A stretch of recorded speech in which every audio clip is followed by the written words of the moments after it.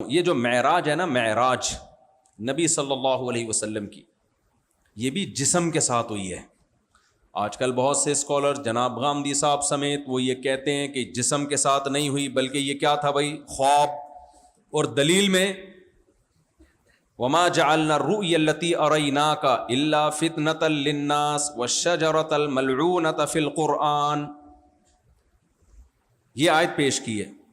رؤیا عربی میں قرآن میں رؤیا کا لفظ خواب پہ آیا ہے۔ رؤیا کا لفظ کا اطلاق قرآن میں رؤیا کا لفظ کس کو کہا گیا ہے؟ خواب کو۔ لا تقصص رؤیاک علی اخوتک، آپ لوگ کو آواز صاحب آ رہی ہے سب کو؟ مجھے تو نہیں لگ رہا کہ آ رہی ہے۔ اچھا، یوسف علیہ السلام کو جب خواب آیا تو یعقوب علیہ السلام نے ان سے کہا لا تقصص رؤیاک، اے یوسف اپنا خواب اپنے بھائیوں کو مت سنانا۔ تو جناب پروفیسر غامدی صاحب نے کہا کہ دیکھو یہاں رؤیا خواب کے معنی میں ہے، تو قرآن معراج کے لیے بھی رؤیا کا لفظ استعمال کر رہا ہے کہ ہم نے جو آپ کو رؤیا بنایا، جو آپ کا رؤیا تھا وہ رؤیا ہم نے اس لیے تاکہ لوگوں کی آزمائش ہو کہ اس کی تصدیق کرتے ہیں یا انکار کرتے ہیں۔ تو دیکھو وہ تو رؤیا ہے، خواب ہے۔ جو پراپر وے میں علم سیکھنے کا کہا جاتا ہے نا، یہ اسی وجہ سے کہا جاتا ہے تاکہ صرف ترجمہ پڑھ کے لوگ متاثر نہ ہو۔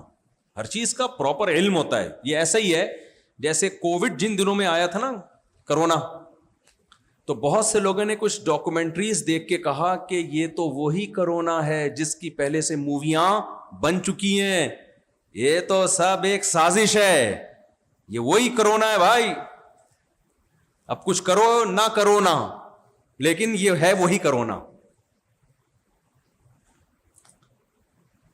تو اب چونکہ خود تو پڑھے لکھے ہیں نہیں نا، ڈاکٹر ہیں نہیں، میڈیکل سائنس سے تعلق ہے نہیں، تو وہ کوئی مووی شووی پرانی دیکھی ہوگی یا لوگوں نے چلا دی، دیکھو بھائی یہ پہلے سے پلان ہے، اس کا تو پہلے موویوں میں تذکرہ ہے، یہ لانچ کرنا چاہ رہے تھے ایک وائرس۔ میں نے ڈاکٹروں سے پوچھا، ڈاکٹروں نے بولا بھائی کرونا وائرس تو بہت پرانا ہے، کراؤن سے نکلا ہے یہ۔ کچھ وائرس ایسے ہوتے ہیں جن کے سینگ ہوتے ہیں کراؤن کی طرح نا، یہ جو ہے نا تاج ہوتا ہے نا بادشاہوں کو، اس میں سینگ نکلے ہوئے ہوتے ہیں، تو یہ اس طرح کا وائرس ہوتا ہے جس کی اس طرح کی شکل ہوتی ہے، تو اس لیے اس کو کراؤن سے بنایا گیا ہے، یعنی اس کے لفظ وہاں سے لیا گیا ہے۔ تو یہ تو بہت پرانا وائرس ہے، لیکن اب جو بیماری کی شکل میں وائرس آیا، چونکہ اس کے بھی یہ ہے اسی قبیلے سے، اس لیے اس کو اسی لفظ سے تعبیر کیا گیا۔ اس کا یہ مطلب نہیں تھا کہ اس کا پچھلی موویوں میں تذکرہ موجود ہے۔ تو ڈاکٹروں سے پوچھا تو وہ بتائیں گے۔ تو جو میڈیکل سائنس فیلڈ کا ماہر نہیں ہے اس نے اس پہ کتنا پروپیگنڈا کیا ہے، کچھ بھی نہیں ہے، ڈرامہ ہے، اور پہلے سے فلمیں آ رہی تھی وغیرہ وغیرہ۔ تو بھائی ہر چیز میں جب تک آپ پراپر وے میں علم حاصل نہ کرو آپ بات کرنے کے اہل نہیں ہوتے۔ تو جناب پروفیسر غامدی صاحب سے بھی یہی مسئلہ ہوا ہے، انہوں نے رؤیا کے لفظ کو دیکھا کہ بھائی خواب کہا گیا ہے۔ بھائی صاحب رؤیا خواب کو نہیں کہتے، رؤیا کا منظر کو کہتے ہیں، رؤیت سے نکلا ہے رؤیت، کیونکہ خواب بھی ایک منظر ہوتا ہے، سین ہوتا ہے، اس لیے خواب پر بھی اس کا اطلاق کر دیا جاتا ہے۔ آپ کہتے ہو نا میں نے سوتے میں ایک سین دیکھا ہے، اب کو سین کا لفظ خواب کے لیے استعمال ہوا، لہذا جہاں بھی سین کا لفظ آ رہا ہے SCENE والا سین، سین شین والا سین نہیں بھائی۔ دوبارہ سے مثال دیتا ہوں، بور تو نہیں ہو رہے آپ لوگ کہ یار مفتی صاحب کیا علمی ٹیکنیکل باتیں لے کے بیٹھ گئے؟ دیکھو آپ نے خواب دیکھا سوتے میں، آپ کسی کو جا کے بتا رہے ہیں یار میں نے رات کو میں سویا اور میں نے ایک سین دیکھا، تو اگلا فوراً سمجھ جائے گا یہاں سین سے کیا مراد ہے، منظر سے کیا مراد ہے، خواب۔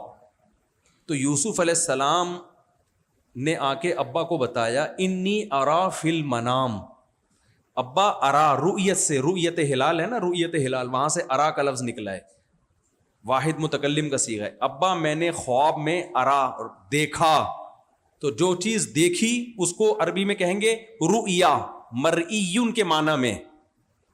تو یوسف علیہ السلام کہہ رہے ہیں ابا میں نے خواب میں ارا رؤیت کی، آگے ابا نے کہا کہ تمہاری جو رؤیت ہے، لا تقصص رؤیاکا، جو تمہاری رؤیت ہے، جو تم نے دیکھا ہے وہ کسی سے بیان مت کرنا. یہاں جو چیز دیکھی گئی ہے وہ خواب میں دیکھی گئی تھی، اس لیے اس کو رؤیا سے تعبیر کیا گیا. دوبارہ سے میرا خیال ہے بات پیچیدہ ہو گئی ہے، بہت آسان کر کے سمجھاتا ہوں.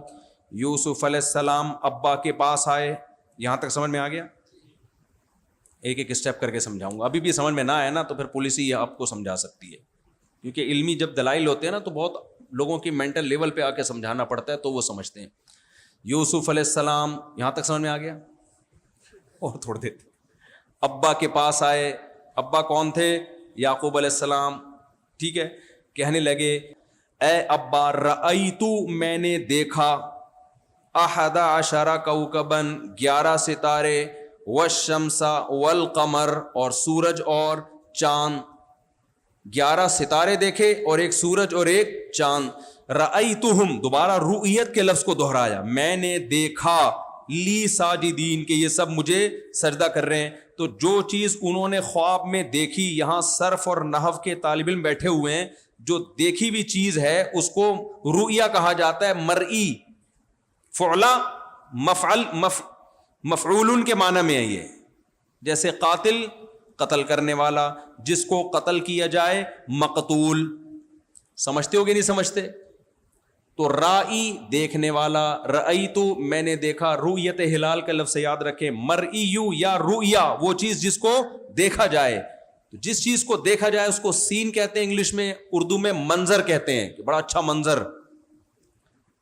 تو یہاں یعقوب علیہ السلام نے یوسف علیہ السلام کے سامنے رؤیا کا لفظ استعمال کیا کہ یوسف علیہ السلام نے خود بتایا کہ میں نے دیکھا ہے. تو جو دیکھی ہوئی چیز کو کس سے تعبیر کیا جائے گا؟ رؤیا سے. اب چونکہ وہ خواب میں دیکھا تھا تو ہم کہیں گے یہاں رؤیا وہ منظر ہے جو خواب میں آیا ہے، جاگتی حالت میں نہیں آیا، کیونکہ پیچھے بیان خواب کا چل رہا ہے. لیکن ہر جگہ اس سے خواب ہی مراد لے لینا، اس کی کوئی دلیل نہیں ہے. تو اب بنی اسرائیل میں آپ الفاظ دیکھیں، اللہ تعالیٰ قرآن میں فرماتے ہیں کہ ہم نے جو آپ کو رؤیا، جو آپ کا رؤیا تھا، جو منظر تھا معراج میں، جو منظر، وہ ہم نے بنایا ہے لوگوں کے لیے آزمائش. لوگوں کے لیے کیا بنائی؟ آزمائش. یہ آزمائش کا کیا مطلب ہے یہ میں ایکسپلین کر دیتا ہوں. جب بھی کوئی اچھمبے کی بات ہوتی ہے نا اور پیغمبر وہ دعویٰ کریں تو عوام کے لیے آزمائش ہوتی ہے کہ انکار کرتے ہو یا اقرار. خواب اچھمبے کی بات ہے، بولتے کیوں نہیں؟ اگر نبی بتاتے مجھے خواب آیا ہے تو یہ آزمائش بنتی لوگوں کے لیے. مشرکین کہتے آ گیا ہوگا بھائی، خواب میں کوئی آسمان پہ بھی جا سکتا ہے، خواب میں بیت المقدس بھی جا سکتا ہے، خواب میں پیغمبروں کی امامت بھی ہو سکتی ہے، خواب میں پہلا آسمان، دوسرا آسمان، تیسرا آسمان، چوتھا آسمان، سارے آسمانوں کی سیر ہو سکتی ہے. کیا خیال ہے بھائی؟ اب دیکھو اللہ تعالیٰ کہہ رہے ہیں کہ اے نبی، ہم نے آپ کے جو رؤیا ہے نا، رؤیا، اس خواب، 3 قرینے ہیں جس سے پتہ چلتا ہے کہ یہاں خواب مراد نہیں ہے. پہلا، ہم نے اس کو آزمائش بنایا. خواب کبھی بھی آزمائش نہیں بنتا. مشرکین کے لیے ماننا آسان تھا، بھائی آ گیا ہوگا خواب. یہ آزمائش جب ہی ہے کہ جاگتی حالت میں آپ یہ دعویٰ کریں کہ ہوا ہے. تو مشرکین کے یہ ممکن نہیں ہے کہ سیکنڈوں میں جا کے کوئی 7ویں آسمان کی سیر کر کے آ جائے اور بیت المقدس بھی جائے. تبھی حضرت ابو بکر نے فوراً مانا اور یہ چیز حضرت ابو بکر کی فضیلت کا ذریعہ بن گئی. دوسری دلیل، قرآن کہہ رہے وما جعلنا الرؤيا التي اريناك الا فتنة للناس والشجرة الملعونة في القرآن. فرمایا ہم نے جو زقوم کا ملعون درخت ہے جس کو ہم نے جہنم میں پیدا کیا، اس کو بھی ہم نے آزمائش بنائے لوگوں کے لیے. وجہ کیا تھی؟ جیسے مشرکین نے نبی کی معراج کا انکار کیا کہ یہ عقلی طور پر ممکن نہیں ہے، اسی طرح جب قرآن نے کہا کہ جہنم میں ایک درخت ہوگا انتہائی کڑوا، تو مشرکین نے کہا ایک طرف آپ کہتے ہو جہنم میں آگ ہے تو درخت کبھی بھی آگ میں اگ نہیں سکتا. تو اللہ کہتے ہیں معراج بھی آزمائش اور زقوم کا درخت بھی آزمائش. تو وہ درخت خواب میں اگا ہوا ہے، یہ جہنم میں سچی مچی میں اگا ہوا ہے. اگر خواب میں اگا ہوا ہوتا نا وہ درخت تو مشرکین کے لیے اس کو ماننا آسان تھا. خواب میں ایسا ہو سکتا ہے، خواب میں آگ اور پانی جمع ہو سکتے ہیں. تو جیسے وہ درخت سچی مچی میں اگا ہوا تھا بھائی، اگا ہوا ہے ابھی بھی جہنم میں، تو اللہ نے کہا میری قدرت ہے کہ جو خدا پانی میں درخت پیدا کر سکتا ہے، مٹی میں پیدا کر سکتا ہے، وہ آگ میں بھی پیدا کر سکتا ہے. یہ تو تمہاری آزمائش ہے کہ تم خدا کی قدرت کو مانتے ہو کہ نہیں مانتے. تو اللہ نے اس درخت کا تذکرہ اور معراج کا تذکرہ ایک ساتھ کیا. اس سے پتہ چلتا ہے نہ وہ خواب میں اور نہ یہ خواب میں. یہ دو دلائل ہو گئے کہ نبی کی جو معراج تھی جسم کے ساتھ تھی. تیسری دلیل سب سے خاندانی، وہ دلیل کیا ہے؟ اس سورت کو اللہ نے شروع کیسے کیا؟ سبحان الذی اسری بعبدہ لیلا من المسجد الحرام الی المسجد الاقصی. ہر عیب سے پاک ہے وہ ذات. اللہ نے سبحان اللہ سے پہلے اپنی تعریف کی کہ جو اپنے بندے کو رات کے تھوڑے سے حصے میں مسجد حرام سے مسجد اقصی کی طرف لے گیا. اگر یہ خواب میں ہوتا نا تو اللہ اپنی تعریف میں خود اپنے لیے سبحان اللہ نہ کہتا. تو قرآن کہتا ہے سبحان الذی اسری بعبدہ لیلا، ہر عیب سے پاک ہے. کیونکہ فوراً اشکال ہوتا ہے بھائی ایک انسانی جسم سیکنڈوں میں اتنا سفر کیسے کر سکتا ہے؟ اللہ نے کہا واقعی نہیں کر سکتا، لیکن اللہ کرانا چاہے تو سب کچھ ہو سکتا ہے. تین دلائل تو یہ ہو گئے. چوتھی دلیل ایک اور سن لو جو ابھی ابھی آئی ہے کھوپڑی شریف میں. اللہ کہتے ہیں سبحان الذی اسری بعبدہ لیلا، پاک ہے وہ ذات جو اپنے بندے کو لے گیا لیلن، رات کے تھوڑے سے حصے میں. تنوین تقلیل کے لیے یہاں پہ. خواب میں یہ بتانے کی کیا ضرورت ہے رات کے تھوڑے سے حصے میں خواب آیا؟ کبھی آپ صبح اٹھے آپ نے کہا کہ مجھے رات کے تھوڑے سے حصے میں خواب آیا ہے؟ کبھی کہا آپ نے؟ بولو گے بھائی رات کو خواب آیا ہے. اللہ اپنی قدرت اور لفظ سبحان جو اللہ نے استعمال کیا نا اس پہ مہر لگانے کے لیے کہ اتنا طاقتور اور اتنا عیب سے اور عاجزی سے پاک ہے کہ پوری رات بھی نہیں لگی، بلکہ رات بھی نہیں، آدھی بھی نہیں، پونی بھی نہیں، رات کا بہت ہی معمولی سا حصہ.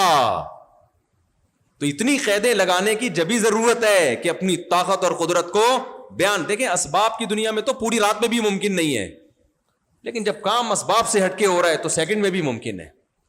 اور ایک اور سب سے واضح دلیل جو چھٹی دلیل ہے، چھٹی ایک پانچویں ہے، پانچویں دلیل ہے وہ یہ کہ قرآن جب کہہ رہا ہے سبحان الذی اسری بعبدہ لیلا، اللہ اپنے بندے کو رات کو لے گیا مسجد حرام سے مسجد اقصی، تو اللہ کہہ رہا ہے میں لے گیا تو آپ کو خواب میں لے گیا، تو یہ اللہ سے آگے نکلنے کی کوشش ہے یا نہیں ہے؟ تو کتنے واضح دلائل کے بعد بھی لوگ کہتے ہیں کہ جی وہ علم کہاں ہے بھائی؟ جناب غامدی صاحب کے پاس ہے. ایسا نہیں ہے بھائی، اخلاق یقیناً ہیں جناب غامدی صاحب کے پاس، علم علماء کے پاس ہی سے آپ کو ملے گا.